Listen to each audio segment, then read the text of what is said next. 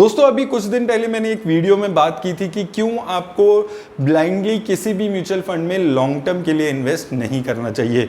तो वहां पर उसके कमेंट सेक्शन में बहुत सारे लोगों का मैसेज आया था कि कौन से वो खराब परफॉर्म करने वाले म्यूचुअल फंड्स हैं उस पर वीडियो बनाई जाए। तो ये वीडियोस मैंने पहले 6 महीने पहले भी आपको बनाकर दिखाई थी कौन से म्यूचुअल फंड्स थे।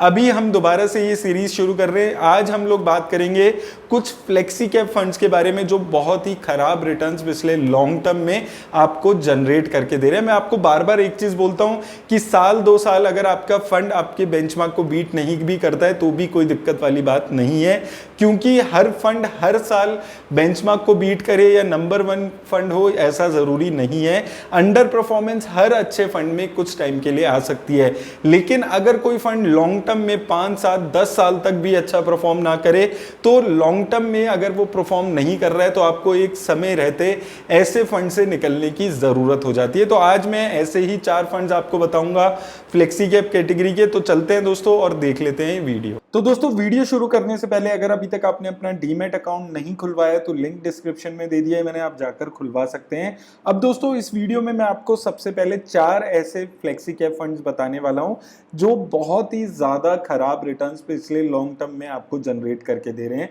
जिसमें पहला सबसे नाम आ जाता है HSBC फ्लेक्सी कैप फंड का। अगर आप यहाँ पर इसकी रोलिंग रिटर्न्स यहाँ पर देखेंगे बेंचमार्क से कंपेयर करते हुए, तो मैंने यहाँ पर क्या किया, हमने 3 साल की रोलिंग रिटर्न्स इसकी ले ली है और बेंचमार्क से यहाँ पर कंपेयर कर रहे हैं पिछले 5 सालों की। तो यहाँ पर दोस्तों अगर आप देखेंगे 5 सालों में इस फंड ने लगातार अपने बेंचमार्क से कम रिटर्न्स आपको जनरेट करके दिए है। 1 साल 2 साल की बात नहीं है, 5 सालों की अगर हम 3 साल के रोलिंग पीरियड में यहाँ पर देख रहे हैं तो ये खराब रिटर्न्स देते हुए दिख रहा है। जैसे कि अगर आप यहाँ पर देखेंगे दिसंबर 2015 से लेकर दिसंबर 2018 के पीरियड में इसके बेंचमार्क इंडेक्स यानी कि निफ्टी 500 ने 13% के आसपास की रिटर्न दी थी, वहीं इस फंड ने सिर्फ 11% की ही रिटर्न्स आपको दी थी। इससे आगे चलते हैं, थोड़ा पीरियड और हम आगे देख लेते हैं, 1 साल आगे चलते हैं। यहाँ पर भी आपको देखने को मिलेगा कि इसके बेंचमार्क इंडेक्स ने 13.85% की रिटर्न दी थी पिछले 3 साल में और इस फंड ने 10% के आसपास की रिटर्न्स दी थी। इसके अलावा दोस्तों आप किसी भी पीरियड में देखिए, आप यहाँ पर देखेंगे अप्रैल 18 से अप्रैल 21 के पीरियड में, तो इसने अपने बेंचमार्क से आधी रिटर्न्स आपको जनरेट करके दी थी। इसके बेंचमार्क ने 10.65% की रिटर्न दी थी, वहीं इस फंड ने 5% की ही रिटर्न्स आपको दी थी। और अगर आप लेटेस्ट अभी भी इस वक्त भी देखेंगे तो इस वक्त भी ये अपने बेंचमार्क इंडेक्स से 3% कम रिटर्न्स आपको जनरेट करके दे रहा है। तो दिक्कत यहाँ पर क्या आती है कि एक तो अपने बेंचमार्क से कम रिटर्न दे रहा है कंसिस्टेंटली पिछले 5 सालों में, एक रोलिंग रिटर्न्स अगर हम देख रहे हैं 3 साल की तो कम रिटर्न्स देख रहे हैं और कम से कम 3-4-5% का यहाँ पर डिफरेंस देखने को मिल रहा है। तो ये है वो एक ऐसा फंड जो काफी खराब परफॉर्मेंस पिछले कई सालों में करते हुए दिख रहा है अगर आप बेंचमार्क रिटर्न से इसको कंपेयर करते हैं। इसके अलावा दूसरा फंड दोस्तों यहाँ पर आ जाता है Motilal Oswal flexi cap fund. अगर इसका भी हम परफॉर्मेंस कंपेयर करते हैं इसके बेंचमार्क इंडेक्स की रिटर्न से, यहाँ पर हमने 2016 से लेकर अभी तक की 3 सालों की रोलिंग रिटर्न्स की पीरियड देखे हैं। तो यहाँ पर दोस्तों हम पहले देख रहे हैं दिसंबर 16 से दिसंबर 2019 के पीरियड में, तो यहाँ पर आपको देखने को मिलेगा इसके इंडेक्स ने 14% की रिटर्न दी है, वहीं इस फंड ने 13.7% की। थोड़ा और आगे चलते हैं हम, यहाँ पर देखेंगे अक्टूबर 2017 से अक्टूबर 2020 तक इस फंड ने सिर्फ 1% की रिटर्न दी थी और इसके बेंचमार्क ने 3.5% की। तो यहाँ पर भी ये अपने बेंचमार्क इंडेक्स को बीट नहीं कर पा रहा था। फिर उसके बाद अगर आप देखेंगे किसी भी पीरियड में दोस्तों, आप यहाँ पर देख लीजिए, आप 18 to 21 के पीरियड में देख लीजिए, आप किसी भी पीरियड में देखेंगे तो एक ह्यूज गैप इसके बेंचमार्क इंडेक्स और इस फंड की रिटर्न्स में यहाँ पर देखने को मिलता है। और अगर आप लेटेस्ट में इस वक्त भी यहाँ पर देखेंगे तो यहाँ यानी कि जुलाई 2019 से जुलाई 2022 तक, तो यहाँ पर आपको देखने को मिलेगा कि इसके बेंचमार्क इंडेक्स ने 13% की रिटर्न दी और इस फंड ने सिर्फ 5% की रिटर्न्स आपको जनरेट करके दी है। 8% का डिफरेंस है इसके बेंचमार्क रिटर्न में और इस फंड की रिटर्न्स में। तो दोस्तों मैं जब भी आपको बोलता हूं कि आपको टाइमली अपने फंड्स को रिव्यू करना जरूरी है, वो इसीलिए बोला जाता है कि कहीं आप ऐसे फंड्स में लॉन्ग टर्म के चक्कर में 5, 7, 10 सालों से इन्वेस्ट कर रहे होते हैं तो आप देखिए आपने कितनी रिटर्न्स इन फंड्स में खोई होती। इससे अच्छी रिटर्न्स आपको कई सारे फंड्स ने जनरेट करके दिया है। अगर आप वेट करते रहेंगे कि ऐसे फंड्स अचानक से अच्छी रिटर्न्स देना शुरू कर देंगे जो पिछले 5 सालों में परफॉर्म नहीं कर पा रहे हैं, तो आप बहुत सारा अपना पैसा जो है वो लूज करते हुए यहाँ पर दिखेंगे। तो यही चीज दिखाने के लिए मैं आपको रेगुलरली, मैंने आपकी 1-2 दिन पहले भी मैंने वीडियो बनाई थी जब मैंने आपको बोला था कि आपको रेगुलरली फंड्स को रिव्यू करते रहना है, और अगर लॉन्ग टर्म में परफॉर्मेंस अच्छी नहीं दिखती है तो आपको निकलना जरूरी है। देखिए 1 साल 1.5 साल कोई फंड परफॉर्म नहीं करता है, कोई दिक्कत वाली बात नहीं है। जरूरी नहीं है कि हर फंड हर साल परफॉर्म करे, लेकिन कोई फंड अगर आप देखेंगे पिछले 5 सालों से 6 सालों से परफॉर्म नहीं कर रहा है तो जरूरी है कि आप एक डिसीजन लें और उस फंड से निकलने के बारे में सोचो, या फिर एटलीस्ट अपना नया पैसा अपनी एसआईपी उन फंड्स में रोक दें। इसके अलावा दोस्तों और फंड्स देख लेते हैं, 2 फंड्स और मैं आपको यहाँ पर क्विकली दिखा देता हूँ।